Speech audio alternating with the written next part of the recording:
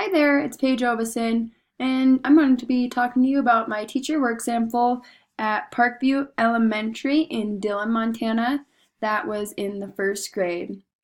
And the first thing I'm going to talk about today are the contextual factors in this first grade class, and also in the community, school, and me as a teacher.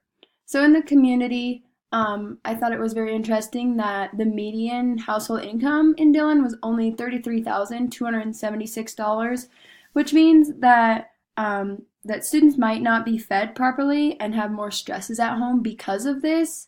And the teacher needs to be able to look past this and keep their students in mind. In the school, 272 out of 743 students receive free lunch, while 67 of the 743 students receive lunch at a reduced price, which I thought was a lot of students still. And this is good and bad. It's great that the students are able to have the free lunch or reduced lunch that their parents can afford, and they're receiving that balanced meal at school. My next one I'd like to talk about is my class. And the classroom management tool that we used was that we kept a daily schedule and routine. The students crave the routine, and if you have a routine and a schedule that they stick to, they do much better, and it keeps them on task. And also in the high leverage or evidence-based practices, we used a lot of having high expectations so that the students know exactly what is expected of them.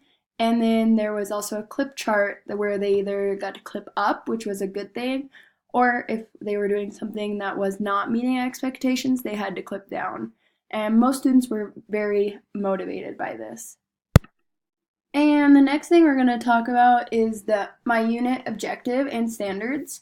So the objective for my whole unit was, given mathematic instruction, practice worksheets, and review, students will be able to identify and solve doubles plus one facts with 85% accuracy as measured by post-assessment class practice worksheet 82A.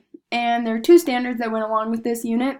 The first one was add and subtract within 20, demonstrating fluency for addition and subtraction within 10. And the second was determine the unknown whole number in an addition or subtraction equation relating to three whole numbers. And next is our lesson description, which this lesson was actually each five of the five lessons were very similar.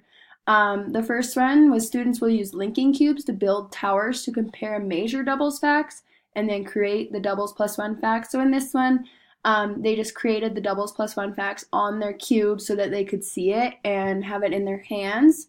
Lesson 77 was when they just learned how to identify them, and I taught them by looking at the problems and seeing if the two numbers are neighbors on the number line, then that means that it is a doubles plus one fact. And then I taught them also that they had to circle the number of lesser value so that they knew exactly which one to double and then add one to.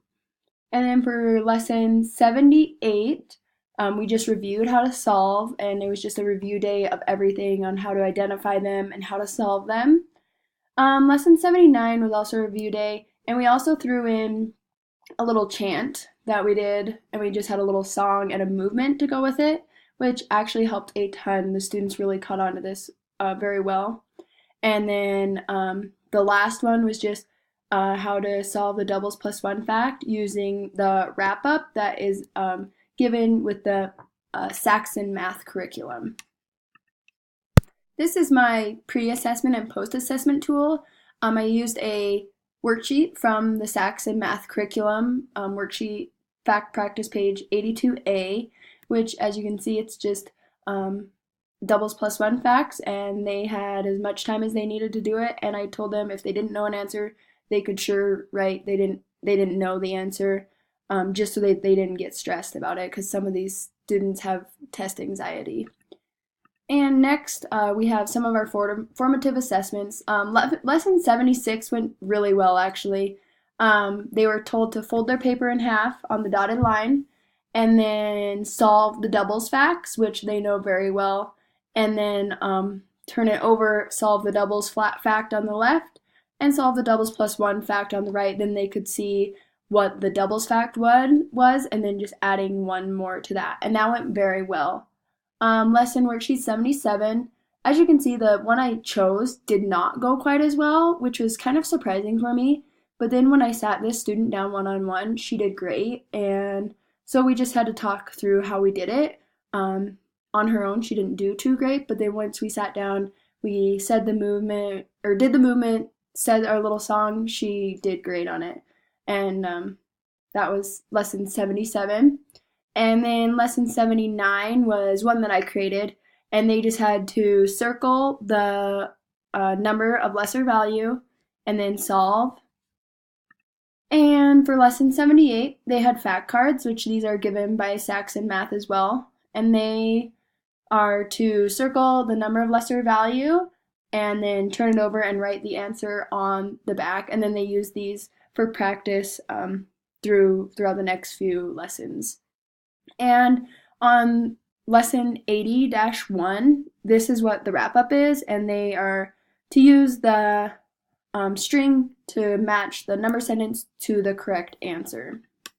And here are the results of my pre- and post-assessment tests and how each person did. Most students did much better on their post-test. As you can see, the pre-tests were still great. This was kind of a difficult lesson because some of the students did count out the answer on their hands. So like it was 4 plus 5. They know that they take the 5 and then add 4 more, count 4 more on their fingers. So that made it a little bit more difficult. But I think there was only one student who did worse on the post-test than the pre-test. And that was just because of a silly mistake that he had made. So overall, I was very pleased with how this went, and I'm happy that they did learn through these lessons. And their GAIN scores. The pre-assessment, the overall class mean was 92%, which was higher than I had expected. And so that means there's 0 pre-instructional subgroup students, and then there's 7 in the instructional subgroup and 9 in the proficient subgroup. And for the post-assessment, the class mean went up to 98%, and then the proficient subgroup increased 2%, the instructional subgroup increased 12%, and then there was none in the pre-instructional, so there was not applicable. And in my reflection, my most effective strategies were definitely modeling. I do, we do, you do. The students really thrive when they see it done, and then we get to do it together, and then I let them do it on their own. And also, this unit was a lot of reviewing. The first day was all brand new, the second day was a little bit more new, but then the next 3 lessons were very similar and mostly just review of what we had already learned. And the last effective strategy that I found was very useful was partnering. Mrs.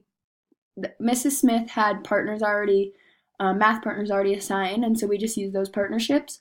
And what she did is she put a high achieving student with a lower achieving student, and the students don't know the difference, but it's awesome to see the higher achieving students able to teach the lower achieving students something that maybe we don't know how to say it, but the students in first grade know how to say it to another first grade student. So that helped a lot to have them paired together. And the least effective strategies was the direct instruction with no modeling. These students really, like I had said earlier, they really thrive off of the modeling, and so just with no instruction, it was hard for them to catch on and really relate.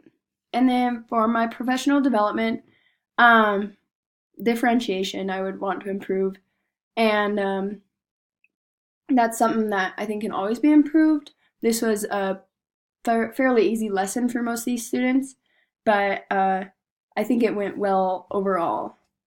And my last one, future actions to be more effective. I'd like to be better at time management so that the students who need more time are able to have that time and improve their strategies.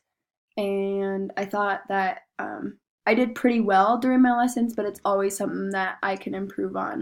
So that was my TWS for EDU 352. Thanks for listening.